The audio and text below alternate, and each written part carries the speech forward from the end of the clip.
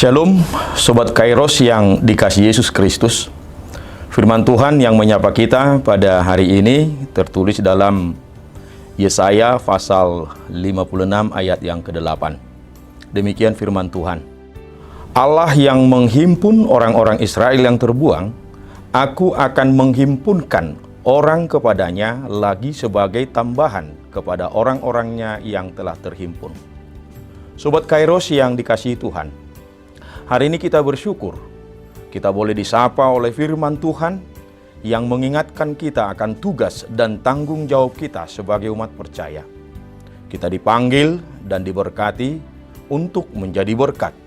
Dan oleh kita, banyak orang boleh merasakan dampak dari setiap perbuatan kita yang baik.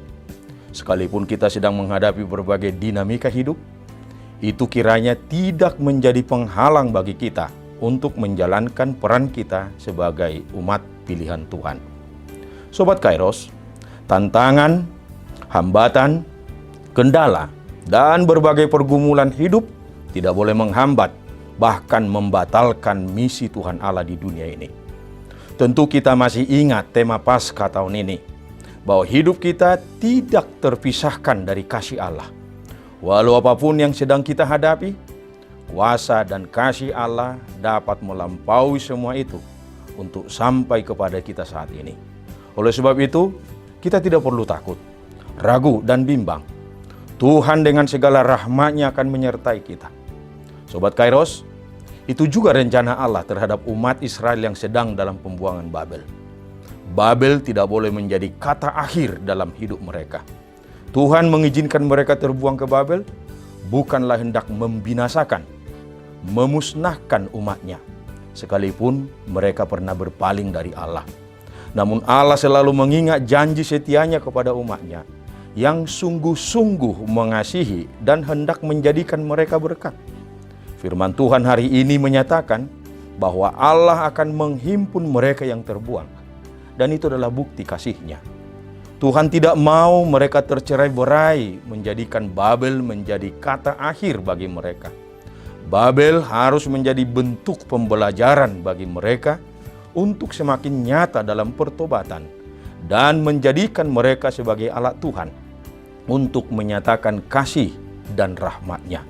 Dan yang tak kalah pentingnya, Tuhan menyatakan bahwa Tuhan akan menghimpunkan kepada mereka orang-orang lain. Disinilah letak tugas panggilan Allah kepada mereka, juga kepada kita saat ini.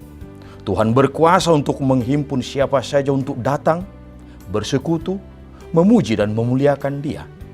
Akan tetapi, mari kita cermati, apakah hanya dengan demikian cara Tuhan bekerja? Tidak, Sobat Kairos. Tuhan juga bisa dan hendak bekerja melalui kita, melalui orang-orang percaya, melalui orang-orang pilihan-Nya. Tuhan mau pakai kita untuk menghimpun dan mempersekutukan orang-orang lain. Yang menjadi pertanyaan adalah, mungkinkah oleh kita ada banyak orang-orang yang rindu berhimpun dan memuliakan nama Tuhan? Sangat mungkin Bapak Ibu Saudara-saudara. Yang menjadi persoalan, mau atau tidakkah kita dipakainya? Mari kita renungkan. Tuhan memberkati. Sobat Kairos, tetap jaga kesehatan dan patuhi protokol kesehatan dimanapun kita berada. Tuhan Yesus memberkati.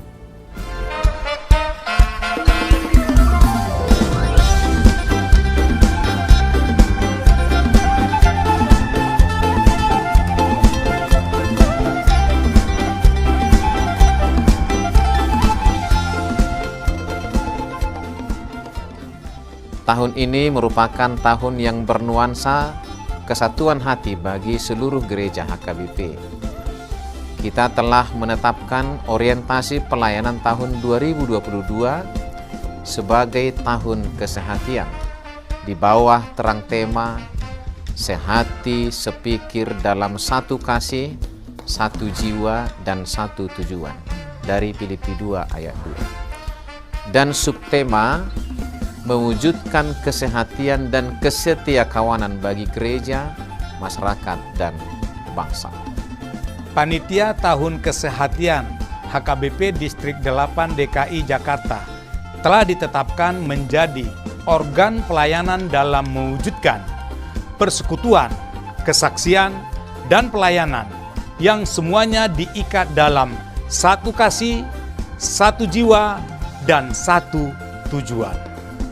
Kesatuan hati dalam persekutuan, kesatuan hati dalam kesaksian, kesatuan hati dalam pelayanan bukan hanya membina soliditas internal semata, namun juga menyangkut relasi, hubungan yang baik dengan dunia luar kita.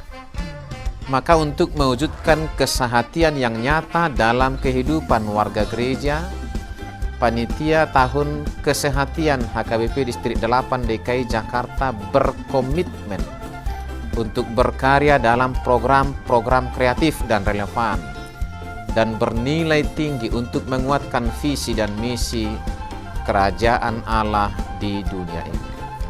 Kami mengajak seluruh elemen gereja, baik pelayan penuh waktu, pelayan takbisan dan non-takbisan, serta seluruh jemaat dan para pemerhati lintas denominasi, mari bersama-sama mendukung dan mensukseskan seluruh program-program pelayanan yang telah ditetapkan, baik dalam doa, daya, dan dana. Semuanya akan menjadi persembahan yang hidup bagi Tuhan untuk memperkokoh persatuan yang hidup dan saling melayani di tengah kehidupan yang penuh dinamika ini. Marilah saling mendoakan, saling menopang, serta bertolong-tolonganlah menanggung bebanmu. Demikianlah kamu memenuhi hukum Kristus. Horas, horas, horas!